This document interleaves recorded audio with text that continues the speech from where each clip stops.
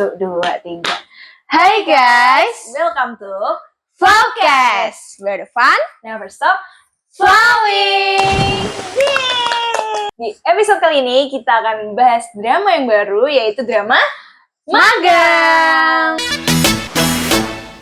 Nah, buat teman-teman semua yang kuliah, SMK, pasti relate banget sama yang namanya magang. Dan pastinya di magang-magang itu ada aja kejadian atau pengalaman-pengalaman yang kalian tuh ingat banget. Bahkan sampai kalian lulus atau udah kerja. Kalau kamu, Riz, kamu magang kapan, di mana? Itu dulu deh. Oke, aku magang itu karena basicku adalah pendidikan, jadi otomatis aku magangnya di sekolah. Pertama kali magang itu di mana sih? Temanggung ya, di Temanggung di salah satu SMP negeri di sana. Oke, di sana aku sedang kuliah ya. Magangnya pas masa-masa kuliah. Kuliah semester 7, 6, aku lupa. 5, 4, 3, 2, 1. Pokoknya 2022 pas ya. Udah COVID kan? Udah COVID selesai, terus magang. Langsung magang. Jadi COVID selesai itu aku langsung magang. Terus ya disitulah aku magang di sebuah sekolah negeri di Temanggung. Kalau kamu di mana sih? Kalau aku pas kuliah sih semester 5. Pokoknya pas COVID. Oh, pas COVID. Pas habis COVID deh. Pas banget habis COVID lah. Iya, pas banget habis COVID. Sama lah, kurang lebih. Itu di Karanganyar, jadi Solo kesana lagi. Itu kurang lebih 3 bulan. Ada kejadian unik atau mungkin kayak teman-temannya, sekolahnya kenapa, ada apa gitu nggak? Coba ceritain drama-dramanya. Oke, drama-dramanya dari aku dulu ya. Kalau dari aku, otomatis karena kan basicnya di sekolah ya, kalian pasti tahu lah ya, drama-drama di sekolah ya jatuhnya nanti. Itu yang pertama itu dari teman dulu deh. Ada salah, jadi kan kita itu magang di sana kan berkelompok kan, ada teman-teman yang lain. Nah, aku ada partner kan, aku itu guru mapel. Jadi di mapelku ini ada 2 orang, aku sama temanku. Lah, temanku ini dia itu orangnya sangat-sangat peka.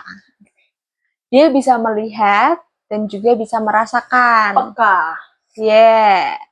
Dan suatu ketika nih, waktu upacara kalau nggak salah, lagi enak-enak kan biasanya mahasiswa PPL, kalau kita bilang PPL ya, itu tuh baris di belakang kan, sedang menjaga murid-murid kan, terus tiba-tiba di ujung sana tuh, kenapa? Lari lah, temanku, ternyata guru-gurunya tuh kayak teman-teman yang lain, guru-guru tuh pada kaget, mbaknya itu jatuhnya ya kayak jatuh duduk aja, dan badan dia tuh udah kejang, jadi belum yang 100% kayak kemasukan gitu enggak sih, cuma dia tuh udah kayak kenceng banget gitu, bener-bener pas itu kan aku megangin tangannya juga, ini tuh tangan tuh dia ngepel kan, diginiin tuh sampai nggak bisa, jadi bener-bener kayak kaku banget, terus di situ kayak panik juga kan, ini gimana, terus kayak dari dari guru-guru juga, ini tadi kenapa, apa ada apa gitulah ibaratnya. Dan ternyata usut punya usut kan, jadi tuh programku di kuliah dulu kalau PPL itu bareng sama KKN. Jadi di Temanggung itu juga kami ber-KKN dan juga disambi magang PPL di sekolah kayak gitu kan, di daerah yang dekat juga kayak gitu. Nah, ternyata itu yang ibaratnya menempeli sampai dia kayak gini tuh adalah bawaan dari KKN. Iya, tempat dia posko di KKN-nya. Dia sempat ada apa gitu, aku lupa. Tapi pokoknya tuh itu sumbernya dari sana. Terus ibaratnya kebawa juga lah ke sekolah. Dan itu nggak sekali 2 kali. Oh my god. Dan tapi nggak yang sampai aing mau gitu, enggak ya. Saya aing macan. Cuman ya sampai yang bener-bener kejang kayak gitu. Dan kadang pernah satu ketika tuh dia lagi lagi ngajar atau ngasih games gitu di depan murid-murid tuh, sampai dia yang Riz ini dulu ya, aku lagi ini, oh ya paham kayak gitu. Jadi kayak dia udah kan dia tahu pasti tahu kan tanda-tanda mau kayak gitu tuh gimana. Jadi bener-bener kayak sampai segitunya kayak gitu. Itu sih kayak, itu yang horror, agak semi horror ya. Terus kalau yang lain itu kalau temen ya, kalau yang lain paling kalau dari guru sih enggak begitu ada sih, karena juga sana gurunya juga cuek-cuek sih ya, karena baru pertama kali juga nih apa namanya ada mahasiswa PPL di situ. Iya, dan kayak ibaratnya kalau dulu ada tapi kayak rentangnya tuh lama banget. Nah, terus paling di siswanya sih, karena kita di daerah ya, Temanggung itu kan masih termasuk di daerah yang cukup kecil gitu kan, bukan yang sekota Semarang lah ibaratnya kayak gitu. Jadi ya begitulah kondisi siswa-siswanya ya. Begitulah tuh yang seperti apa? Begitulah gitu. Ada satu siswa tuh yang sangat-sangat amat terkenal dengan keurakannya. Keurakannya tuh gini. Tahu kan? Pukul-pukulan, dan ternyata kayak itu jadi hal yang biasa. Udah normal di sana. Normal gitu. Jadi kayak misal nih ada A tersambung sama B. Nanti nih pulang sekolah nih dicegat, eker-ekeran tau gak sih, masa eker-ekeran? Iya tahu itu. Dan kan rumahnya kan mereka juga di sekitar situ kan, apalagi kan sekarang kan zonasi ya, pakainya masih zonasi, udah zonasi, apalagi kan orangnya di situ-situ aja. Jadi tuh kayak ibaratnya ngelabrak ngelabrak di jalan, itu tuh kayak ya langsung aja gitu loh bisa. Dan itu udah berkali-kali ada kasus. Terus ada satu kasus itu gara-gara masalahnya sepele. Kita ada classmate. Kalah. Marah dia. Pukul-pukulan. Untuk apa namanya? Untung nggak sampai yang pukul-pukulan banget. Udah ada mahasiswa PL yang lain juga kan, pasannya tuh di situ tuh ya rame gitu loh, nggak yang sepi. Jadi bisa dilerai. Tapi itu dibalik pulang sekolah itu lagi gitu kan. Belum puas, harus terlampiaskan kayak gitu loh. Terus ada lagi. Kan aku ngajar nih. Ngajar sebagai seorang guru yang baik. Ya datang kan ya tuh, masuk kan di kelas, ceklek. Wow, terkejut guys. Kenapa? Jadi itu ada satu kelas yang antara cowok sama cewek itu entah kenapa mereka duduknya kayak kepisah gitu. Kayak di masjid ya, mohon maaf nih. Kepisah antara cowok sama cewek. Dan di situ aku hanya melihat kaum perempuan. Kaum laki-lakinya hilang. Cabut. Ngapain guys? Kalau nggak gini ya ke kantin, biasanya kayak gitu. Terus kayak ya aku gimana ya, kayak guru yang masih mahasiswa di situ hanya praktek gitu kan nggak dianggap penting ya. Yang guru asli aja tuh kadang tidak dianggap, apalagi aku ini sebagai mahasiswa magang di situ lah ya kan. Terus kayak ya udah aku ya kayak ya wes lah, bodo amat, kamu kalau mau ikut pelajaranku ya silahkan ikut, kalau enggak ya pergi aja, keluar aja. Iya makanya. Terus ya kalau masuk, loh ini di mana anak-anaknya yang cowok-cowok pada kemana? Nggak tahu bu, nggak tahu kayak gitu kan. Terus kayak ya udahlah kayak gitu kan. Terus ya udah kayak gitu ritme yang ada di sekolah itu kayak gitu. Terus ada satu yang bikin shock sih sebenarnya, mungkin karena aku tidak pernah melihat itu kali ya. Jadi ketika aku pulang dari, nggak pulang sih, kayak kan sehari-hari kan kalau KKN dan tempat aku ngajar itu tuh nggak terlalu jauh. Jadi kayak sekeliling daerahku pun aku juga bisa tahu, oh itu muridku kayak gitu loh. Nah suatu ketika, apalagi itu di pasar, kan tempat kumpulnya orang-orang ya. Di pasar tuh aku tengok tuh ada 1 atau 2 anak lah gitu cowok masih pakai baju sekolah. Lo kayak terkejut, jujur Lid, kayak terkejut gitu. Dia kan di sekelilingnya kan otomatis kalau orang-orang ibaratnya orang desa kan kayak tahu ya, oh ini anaknya ini kayak gitu. Terus kayak nggak ada yang menegur sama sekali, nggak ada.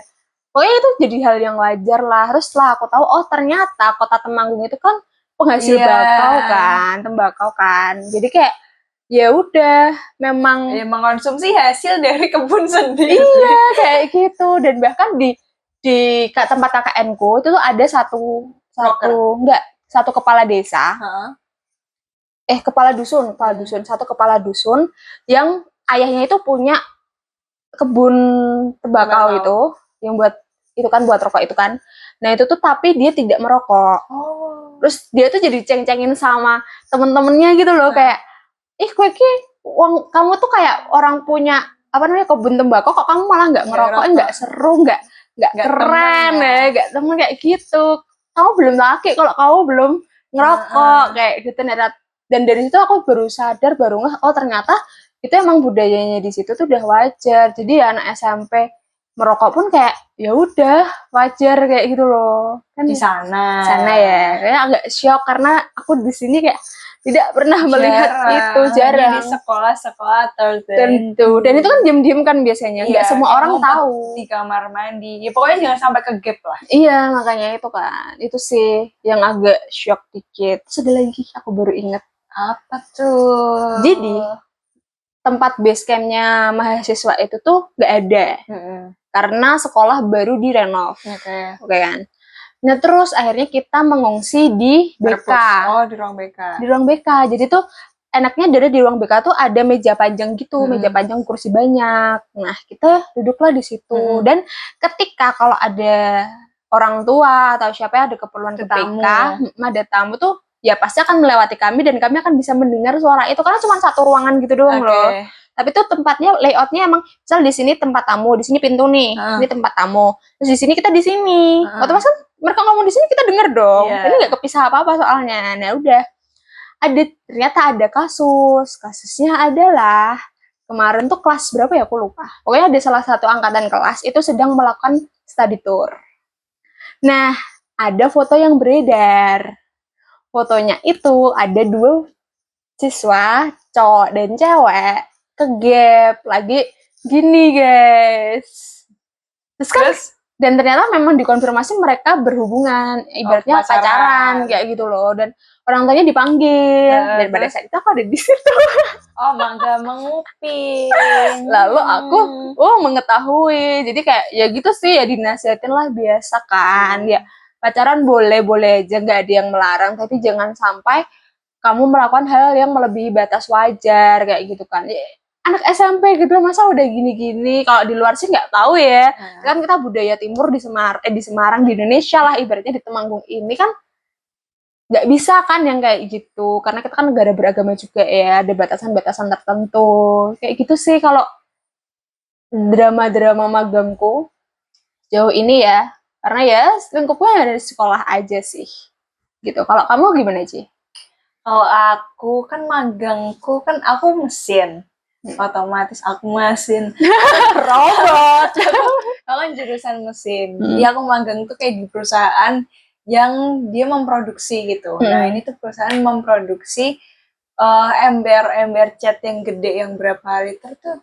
Yang gede tuh nggak tahu ya, 10, 32. Ya ada yang kecil, ada yang gede gitu lah. Pokoknya ember cat. Nah, di situ kan kebanyakan itu pakainya mesin injeksi plastik kan, karena itu dari biji plastik segala macam. Nah, dramanya adalah ada satu hari itu mereka tuh ganti molding. Jadi tuh molding tuh kan cetakan. Jadi kan ember tuh kan nggak tiba-tiba jadi ember. Jadi kan ada cetakannya tuh, terus jadi ember.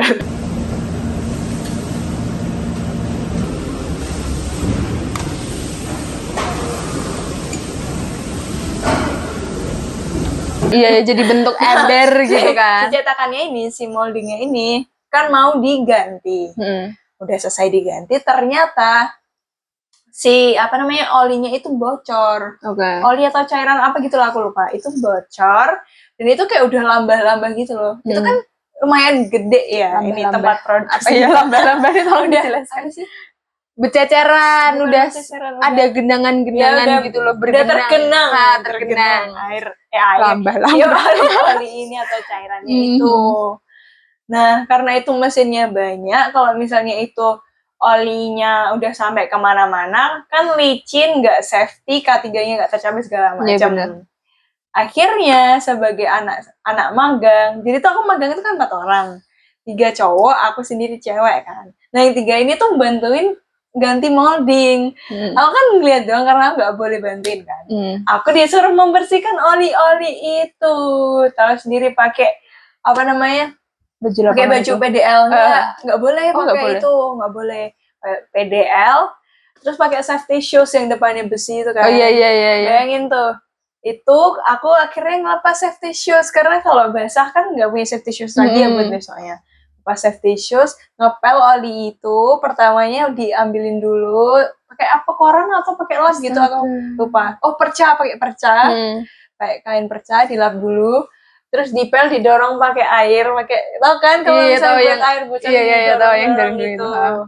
Itu, dan itu bener-bener dari ujung sampai ke ujung. Kayak, ya ampun Tuhan. Nah, kamu kenapa nggak boleh bantuin?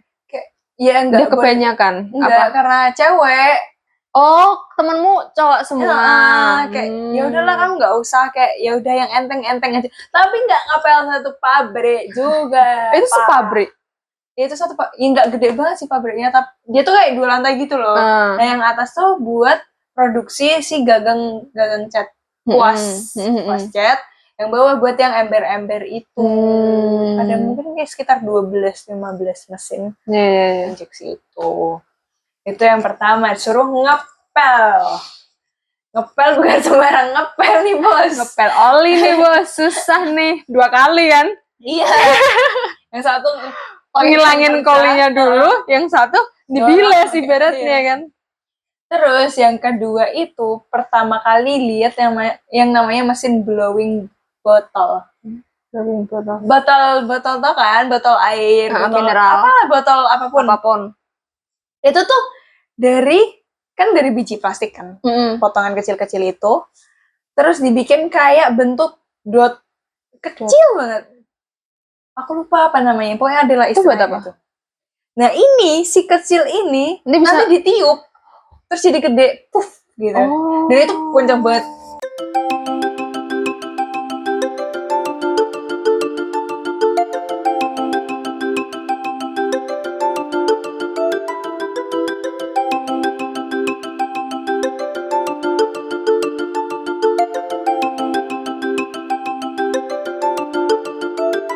Iya. Jadi kalau kamu misalnya pas hari itu ditugasin di mesin blowing, itu harus pakai yang penutup telinga, headset gitu. Kayak itu. Tapi ada yang ada gerigi-geriginya gitu nggak? Apa yang lurus aja botolnya? Iya, tergantung ini ya, tergantung si anak kecil ini. Oh iya. Tergantung itu. Oh berarti dari yang si kecilnya itu. Oh, ada kalau mau dicetak tuh ditutupin gitu kah? Terus nanti kalau nanti kan nempel di cetakannya gitu. Oke, paham. Diisi angin gitu lah istilahnya, diinjek angin, terus nanti dia jadi gede. Nah, yang bikin suara yang gede tuh yang pas nginjeknya itu kan jadi kayak gitu ya. Kayak suara ledakan gitu. Dan itu kamu tau, kita tuh kayak satu plastik itu plastik gede segini. Itu sehari bisa lebih, nggak sehari sih, kayak 1 jam lah, anggaplah 1 jam itu bisa sekitar 10 plastik gede ini. Itu jadi berapa botol? Jadi berapa botol? Maksudnya botolnya yang udah di blow, udah itu di blow. jadi segitu. Mungkin sekitar 8-10 plastik. Wow. Dan itu berisik banget. Dan kita harus nata satu-satu, kan plastik kosong ya, plastik gede, efek-efek gede. Iya, benar-benar. Terus kamu harus nata botol-botol yang udah di blow itu satu-satu. Terus sebelum dimasukin ke plastik, kita tuh masukin labelnya. Oh iya. Kan dulu mikir kayak, ini gimana ya? Ini pasti dari mesinnya, gitu kan. Ternyata tuh gak semua perusahaan punya mesin yang buat langsung ngelabelin botol. Oh iya? Ya, jadi tuh itu di print sendiri. Terus manual gitu? Iya, kayak printing cetakan plastik sendiri, bukan dari pabrik perusahaanku. Terus itu masukin sendiri, satu masukin plastik, satu masukin plastik. Tapi seru sih. Iya sih. Saya bisa sambil kayak bergibah kan. Banyak di situ tuh ibu-ibu. Jadi yang kebanyakan kayak mas-mas atau bapak-bapak itu yang di perusahaan catnya. Teknisi. Terus yang kayak angkat-angkat. Sama yang di catnya. Karena catnya kan kayak kimia-kimia gitu kan. Kimia. Nah, kalau yang ibu-ibu nih di si cetak ember tadi. Karena kan dari mesin molding itu nggak langsung bersih gitu loh, kayak pasti kan ujungnya ada yang tajam, ada yang lebih dari cetakannya. Nah itu tuh diseseti gitu pakai paham. Silet. Iya. Itu seru banget sih, wing gitu. Kalau yang udah ahli seru ya, kalau yang masih casual seru. Aku udah ahli. Ini nggak ahli. Terus itu yang kedua, terus yang ketiga kita tuh kan ngontrak. Mm-mm. Di sana kita ngontrak berempat satu rumah.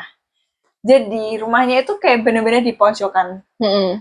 Ini rumah, ini sawah, Mm-mm. depan kita tuh sawah. Wow. Terus pabriknya tuh di seberang sawah sana gitu loh. Kelihatan berarti dari. Iya, kelihatan. Oh, paham. Terus ini itu ada rumah yang ada warung kelontongnya. Mm-mm. Terus samping rumahku itu kan letter L gini kan, Mm-mm. ya, pojokan tuh soalnya. Sampingnya itu adalah rumah Pak RT. Oke. Jadi kayak kita pertama datang ya ke Pak RT dulu, Iya. lalalili, Mm-mm. sampai suatu ketika itu airnya tuh nggak nyala. Rumah. Air rumah tuh nggak nyala. Padahal itu kita tuh kayak ember baknya tuh kecil gitu loh. Sedangkan kan kita berempat manusia ini yang Iya. harus mandi, nyuci segala Iya, macam. bener-bener. Tiba-tiba airnya mati. Mau nampung pun juga cuma seember ya, Mau nggak akan nampung cukup juga bisa, gitu. gitu. Terus yang punya kontrakan itu nggak di sana. Oke. Jadi kayak istilahnya tuh dia punya rumah itu, tapi dia rumah Rumahnya di aslinya di mana mana gitu. gitu. Iya, iya, Aku lupa, paham. Jakarta atau mana gitu. Terus Terus akhirnya mau nggak mau minta tolong Pak RT buat benerin pompa. Oh itu dipompa. Iya, Ada pompa. sumur gitu berarti. Aku nggak ngerti deh. Ada sumur. Ini kalau dipompa kan ada sumbernya dari situ langsung. Iya berarti ada. Iya kan? Oh iya ada. Iya kan? Kalau PDAM baru kan dari saluran Nah itulah pokoknya. utamanya. Pompa. Pokoknya harus beli apa? Ada beberapa item yang kayak harus dibeliin dulu sama Pak RT. Buat benerin itu. Sampai akhirnya kita seharian tuh nggak mandi. Oh. Gara-gara itu airnya nggak nyala. Tapi besok magang. Iya, jadi tuh kalau nggak salah ya, aku udah lupa. Itu tuh dia kan kita magang tuh mulai Senin. Nah kita tuh sampai kayak Jumat atau Sabtu gitu. Pokoknya ada spare waktu sebelum kita magang dan kita udah nyampe duluan gitu loh buat tata-tata, jalan-jalan, lihat-lihat daerahnya gitu kan. Iya betul. Nah untungnya tuh pas itu kita belum mulai magang, kalau nggak salah gitu deh aku. Oke. Tapi seru sih. Maksudnya kayak masak pagi, memasakkan 3 manusia ini. Cowok semua kan biasa di temennya. Iya. Dia cewek sendiri. Jadi kayak dia menjadi ibu dari 3 anak. Tapi kadang mereka kayak mau gantian aku main masak gitu loh. Kayak aku masak. Walaupun ujungnya kayak cuma nasi goreng. Tapi Iya yaudah. kan seenggaknya bisa dimakan gitu loh. Terus sampai Layak. pada akhirnya aku tuh sakit. Oke. Aku sakit. Seorang ibu sakit guys. Aku sakit. Terus kan kayak kalau aku di sana juga nggak ada yang nungguin. Kan Iya. mereka magang ya. Terus daripada mereka kepikiran aku di kontrakan sendirian segala macam, aku pulang ke Semarang. Kan di sana kan masih ada kayak bumbu-bumbu racik, merica, garam segala macam gitu kan. Nah, sama ada sup krim jagung saset yang instan. Yang instan, tahu. Nah karena aku pulang ke Semarang, mereka di sana mencoba bertahan hidup kurang lebih 3-4 harian di sana. Bertahan hidup tanpa sosok ibu. Terus akhirnya mereka tuh masak sup krim itu. Jadi itu tuh ada 2 sup krim, 2 merek. Yang satu Royco, yang satu Mama Suka kalau nggak salah. Nah yang enak tuh kan yang Royco, yang ada kepiting-kepitingnya itu. Yang Mama Suka ini rada aneh gitu loh rasanya. Buatlah mereka. Cerita. Aku kemarin bikin sop krim tapi rasanya aneh. Lah kok masaknya gimana? Ya masak biasa sesuai instruksi tapi rasanya aneh. Terus ternyata gak seperti biasanya. Ternyata dia masak yang itu, yang Mama Suka yang Mama itu. Suka. Padahal kamu biasanya masaknya yang Royco. Tapi pas itu tuh ada tuh nggak ada yang Royco kayak abis gitu. Oh, paham. Terus ya udah, apalagi ya? Terus jalan-jalan, bener-bener muterin daerah-daerah. Ketemu bisa. Iya. Nah, kan aku kan jalan-jalan muter-muter karena yang motor sama mereka. Kan itu kan 3 motor toh. 3 motor.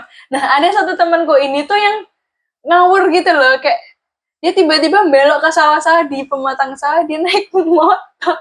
Entah apa di pikirannya. Kok ya berani, yang kecil itu kan jalannya itu kan. Iya. Terus nyemplung enggak? Enggak. Oh, puji Udah Tuhan. profesional.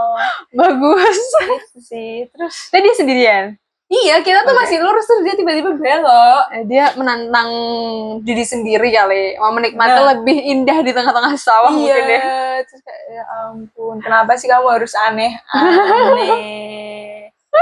Bisa-bisa Mungkin sih, apalagi ya? Kayak itu doang sih kayaknya. Itu ya kayaknya drama magang kita. Mungkin kalian juga bisa sih guys cerita-cerita drama magang kalian di kolom komentar di bawah. Ceritain yang seru, yang menarik, atau kalian ada yang relate deh sama cerita-cerita kita juga boleh. Atau kalian komen di bawah. menggibah pas kalian magang, boleh. Boleh banget.